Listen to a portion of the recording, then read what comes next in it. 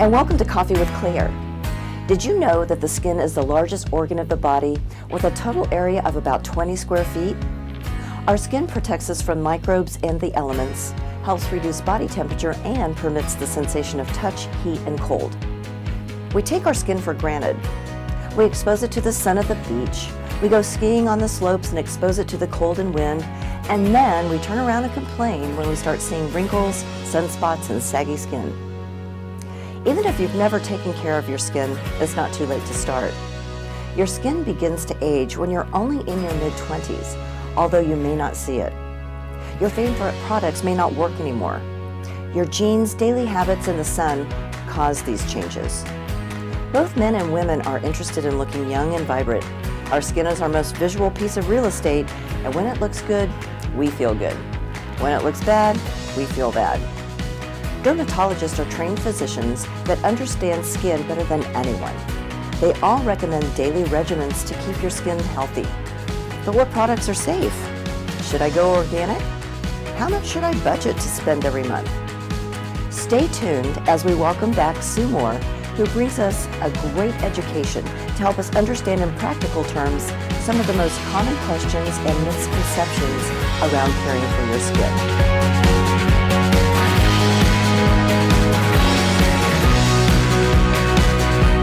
Back in the community and people who like to have fun on our show. And today we are thrilled to have a reoccurring guest, Sue Moore. Welcome back, Sue. Thank you. It's great to be back with you. Well, Sue, tell us a little bit about what's been going on since the last time we talked. Lots. Oh, I know. Lots. I feel like I'm a little bit smarter. Yay! But just to set the stage a little bit, back in the day,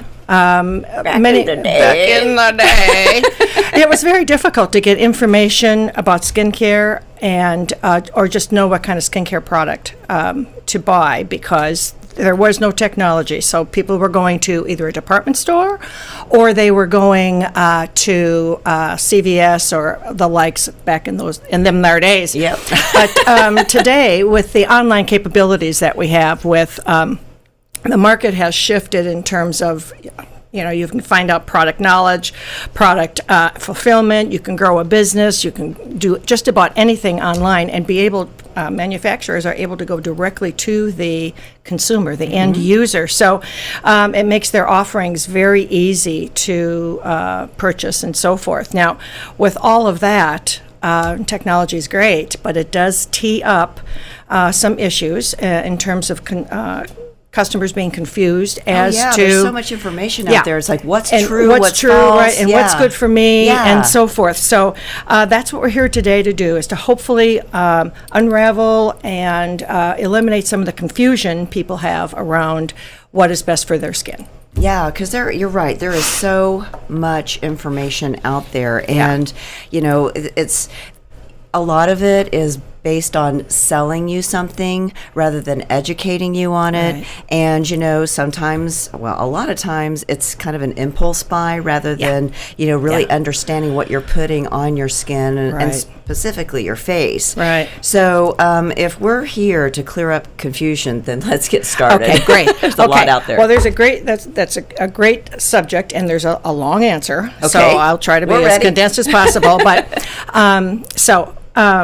most people, when they are thinking about buying some kinds of skincare, are confused by the Great Wall of skincare. You walk into Bed Bath & Beyond or somewhere, it's got this huge wall, and you might find a manufacturer that's got 3 different kinds of eye cream, and you go, well, what is the difference, and how do I know what I want to do? Exactly. So what happens is many times is that the consumer will be so overwhelmed with the number of choices that they don't do anything and they leave because, there's a thing that says a confused mind does not act. Right, absolutely. And in the cases where they do purchase something, many times, not all times, but many times, the product does not work.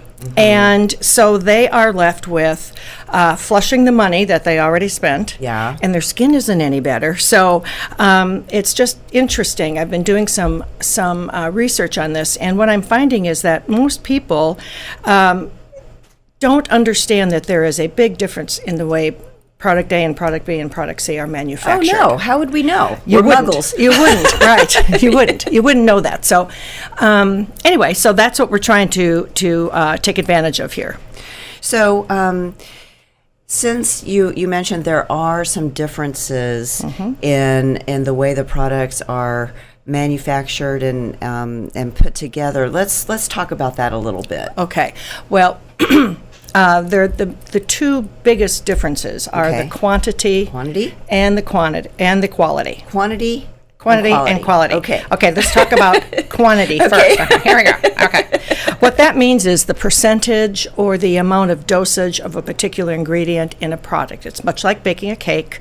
Okay. A cup of flour, a little teaspoon of vanilla, whatever it is. Okay, so products found in the department stores may claim to have a higher dosage of a certain ingredient, let's just say vitamin C. Okay. But in other words, the ingredient itself has not been stabilized. So when you use the product, yes, you feel softer or what have you, but that goes away because the product or the ingredient has not been able to get to the deeper levels of the skin. So it just sits on top? It just sits on top, and eventually it just goes away. So anyway, now other products don't say anything about dosages.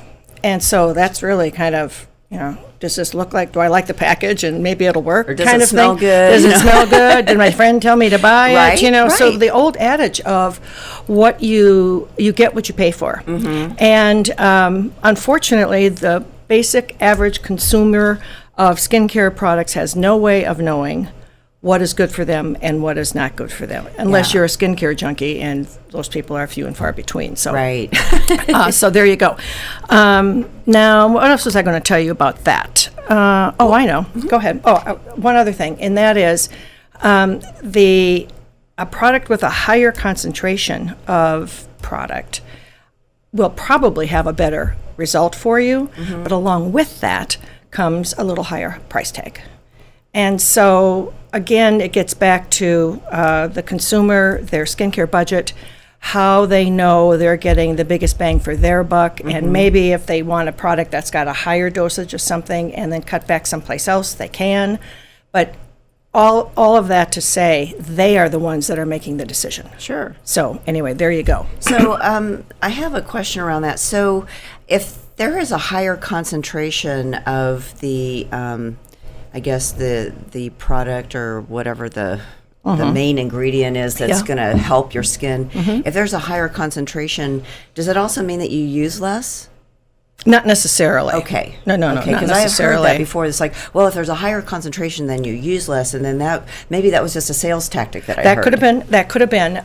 If there's a higher concentration, it'll work better. That's for sure. So it really depends on the company and how they embrace technology and become kind of disruptors, if you will, within the industry to bring products that never existed. Yeah, of because course. they are doing some really cool things. An example of that would be hydration serum. Okay. Okay. Does everybody know what hydration serum is? I don't know, but we're going to tell them. Hydration serum. Yes, let's. Hydration serum it takes moisture out of the atmosphere. Okay. And it puts it on your face and holds it there. And so Okay. it's like giving your skin a drink of water. Is really what it is. Okay. Okay. So works like a charm. But now here's an example of the difference in quantity and a little bit on the quality. But we'll get to quality in a minute. Okay. Okay. Let's take hydration serum. Okay. The main ingredient in hydration serum is glycerin.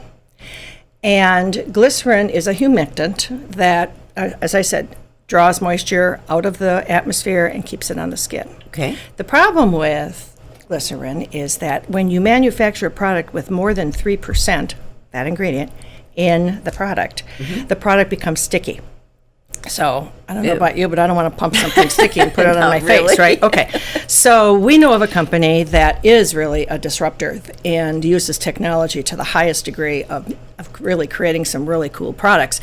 And so what this company did was they wrapped another moisture binding ingredient around the glycerin, which allows the glycerin to be more higher levels of hydration to the point of like 200%. Wow, without it feeling like you got without a water exactly gum on right, your no face. stickiness. Without a water bubble gum on your face, up to 200%, and the effect is immediate. I mean, you take a and you can feel it and you can see what it does to your face. Wow. Yeah, so it's really cool. It's really cool. So, and do you put that on like before or after your regular? That goes probably between step 2 and step 3 after you've washed and toned, and then you put the and then you put your moisturizer on top of that. Right, exactly. I've been known to in the middle of the day, if I'm feeling kind of a little dry, to do it and just kind of pat a little bit around me, So anyway, but one last thing about about quantity. Getting back to that. Hydration is a good example of that, and that is you want the customer to be able to decide where they want to spend money. So if the hydration product, let's just say, is a little bit more expensive, and that's what they really want and that's what they really need, then they can cut back wherever it is that they need to make sure they're getting the right things for them within their budget. That's the point. That's the point. That makes sense. Yeah. So, you've talked about this really cool word of disruptor, and you've talked about innovation, and you've talked about proprietary technology. So that sounds really intriguing to me. Let's talk a little bit about that for a minute. Okay. Well, as I said, with the way technology is today, the company that we are familiar with has scientists and researchers that take that same matrix, if you will, that worked on the hydration serum. It's also been applied to a serum specifically for under the eye. So because the skin under the eye is thinner and has a tendency to show age and dryness and so forth much quicker than even the facial skin, which is also thin, and then you get dark circles under the eye and so forth. So they take the same technology and apply it to another product. So, and there's also a product with that same technology for a body hydration. So what I'm saying here is that you've got people who are thinking out of the box, pushing the edge of the envelope, and creating things that don't exist. And they've got patents around this stuff Absolutely. too. So it's not like they're just pulling it out of thin air and saying, "Hey, this is going to work." They've got proven scientific efforts now these around products it. were probably in the formulation stage for years. Wow. Yeah. And now they're just coming to the market. Yeah. So there you go. Well, so we've talked about quantity. Right. Now let's talk specifically around that quantity.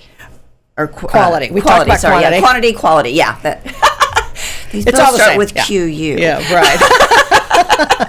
Okay, there are basically three categories. There's certainly not all, but 3 categories that I think are a good rule to be looking at.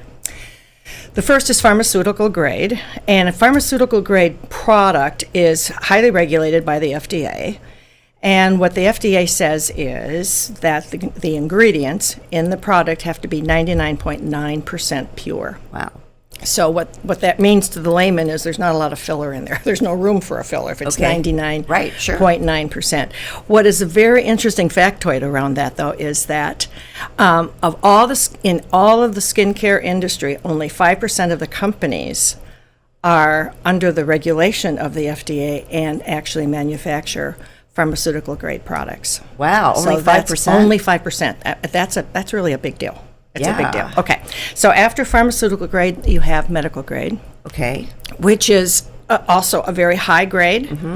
And they are not required to adhere to the pharmaceutical standards, so they may or may not hit that mark, but they're still very, very good. Okay.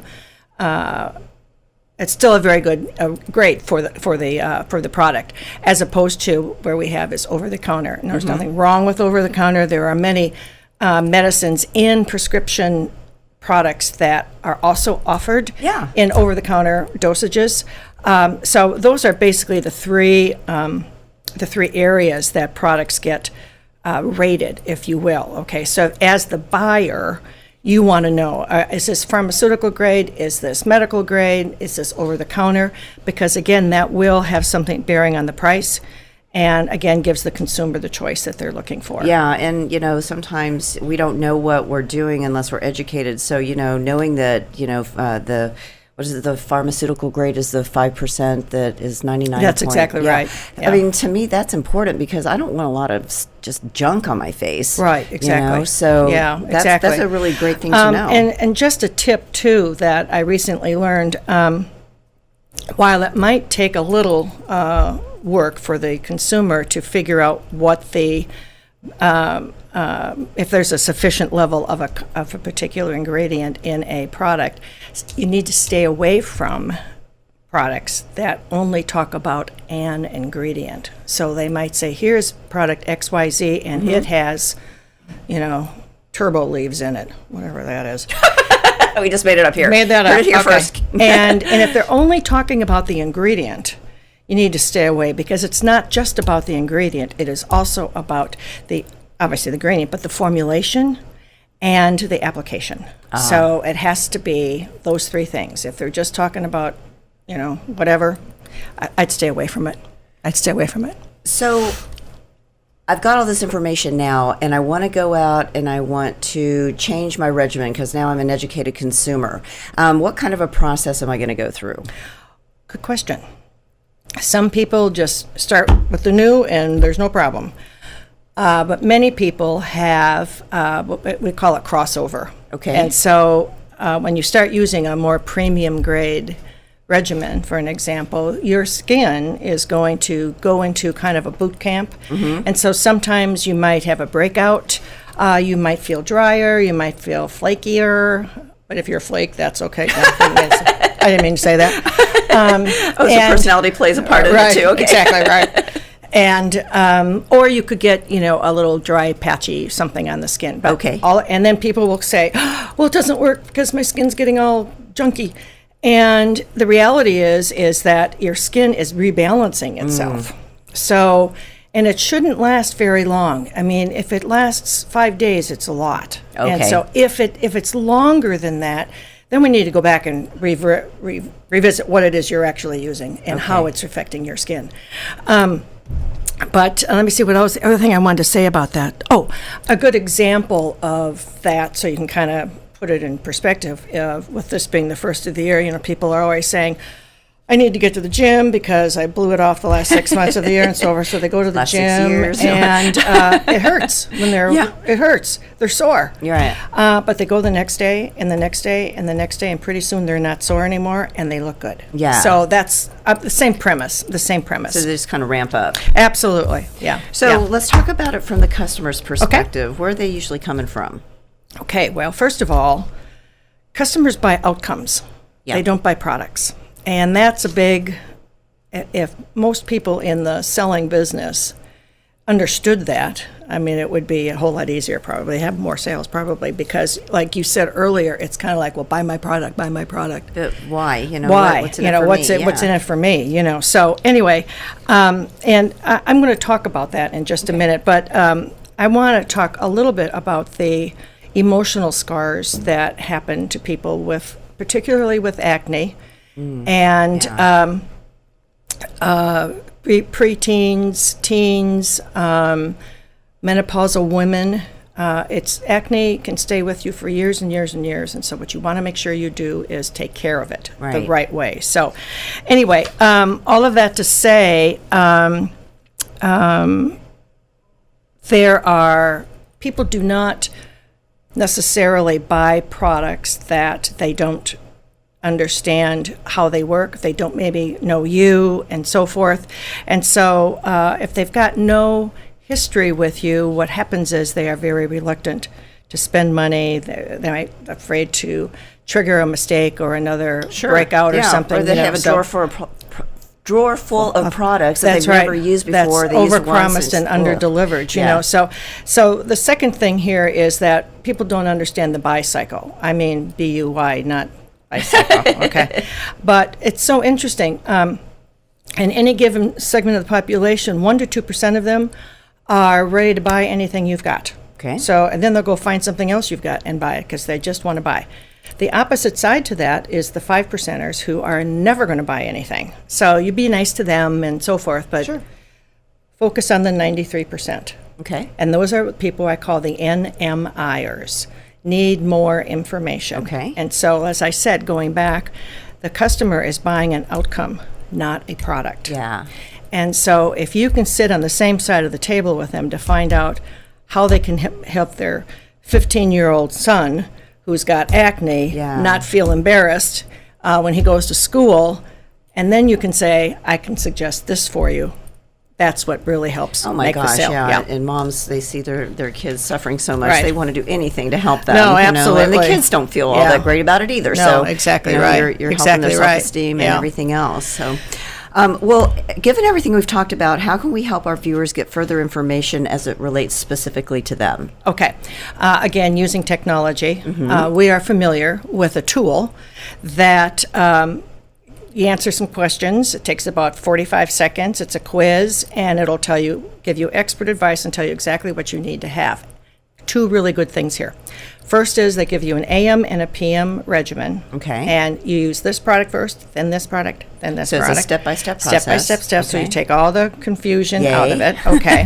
I can follow directions in I print. can follow directions, yes. That's a second grade level skill. Right. And as I said, people are reluctant to spend money. So that's very important. The second thing that's really very important is that let me see, I just lost my train of thought. Okay, it's the best part. Let's see. Okay. People sometimes will come back with samples. Samples don't work because it took your skin years to get where it is. So what you want is something that'll give you a money-back guarantee. And so if you use a tool, it tells you what you need.